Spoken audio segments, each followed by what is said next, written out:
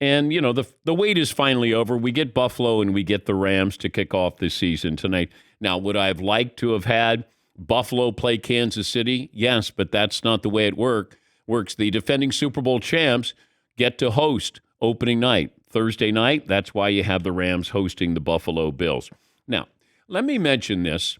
I know everybody loves the Buffalo Bills, which scares me because we're never right.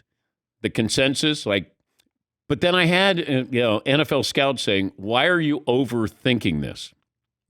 And he posed the question to me. The friend of mine says, what if the Rams didn't win the Super Bowl last year? Would you pick them? I said, probably. He said, sometimes it's right in front of you, and you don't want to acknowledge that the Rams are still the team to beat in the NFC. But because teams don't repeat as Super Bowl champs, people won't pick the Rams this year. He said, that to me is flawed logic. I said, but I have history on my side. They don't repeat. So do I take the Rams, and the Rams may have gotten better in the offseason? Keep in mind, Super Bowl odds last year, the Rams were 4th. So they were there. It's not a big surprise that they did go to the Super Bowl and win the Super Bowl. But if the Rams didn't win the Super Bowl last year, how many people would look at them to go back or just to go to the Super Bowl? I'd say a majority, not the consensus we have with the Buffalo Bills. And you also look at the division that you're in. Are you going to survive? Are you going to get beat up? This used to happen in the NFC West with Seattle and the Niners and the Rams. You just beat each other up all season long. You're going to have that in the AFC West. I think probably in the AFC North with the Ravens and the Browns, Bengals and the Steelers.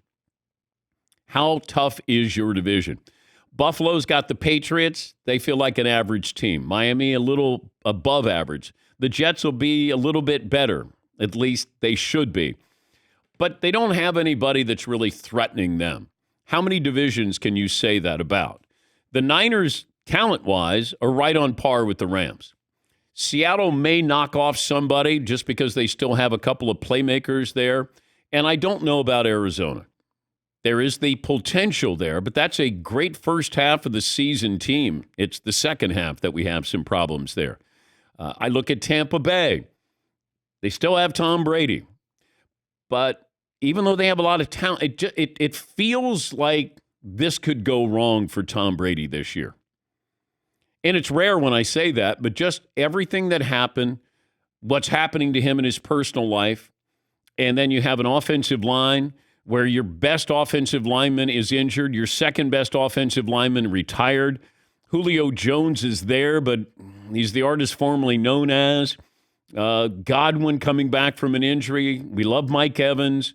Can you get something big out of Leonard Fournette when you need to? There's no Gronk there. Todd Bowles, new head coach, even though he's coached before. It just feels like there's a lot going on there. The Saints, it comes down to Jameis Winston, because I do think they have the talent. I think they're going to be one of those teams where you go, wow, didn't see that coming, or man, I should have seen that coming. It's a good team. And I think Chris Olave is a great wide receiver. Can Michael Thomas be a great wide receiver again? Can he reclaim what he did in 2018? Those are some of the concerns that I have, but those are good concerns. Now, you do have a rookie head coach, but it still comes back to Jameis Winston. And here he is giving us an anatomy lesson yesterday. You got certain things that we're all like, our body is so symmetrical, right? You got your wrists, and then what are your wrists on the bottom half? Your ankles, you got your shoulders up top. What are your shoulders? Your hips, you know what I'm saying? You got your elbows. What are your elbows?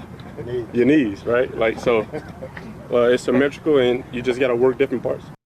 Huh? Oh, no. I just changed my Super Bowl pick. I know. Yes. Is it weird that I completely understand what he's saying? Yes.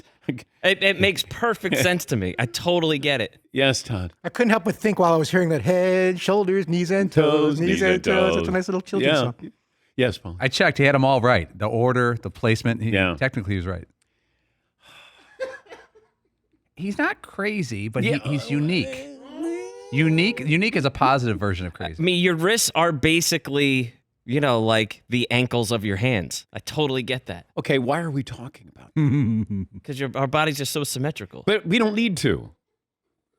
I don't know what your the hip, question your is. hip and your shoulder socket are basically the exact same thing. Totally get that.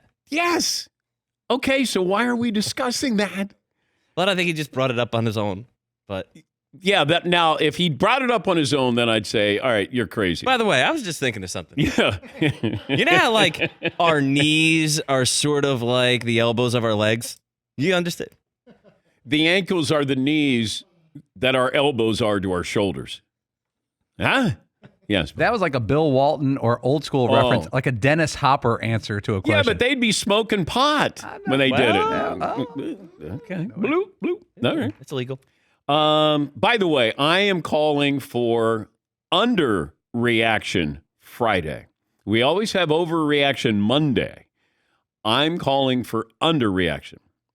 Let's say the Rams win by 4.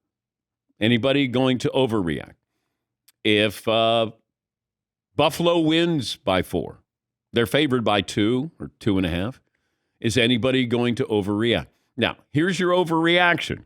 If Buffalo blows out the Rams, then everybody's going to be on Buffalo's bandwagon.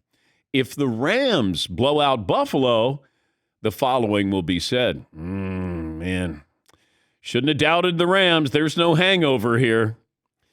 It's such a long season, and we should look at the NFL season the way we do college football.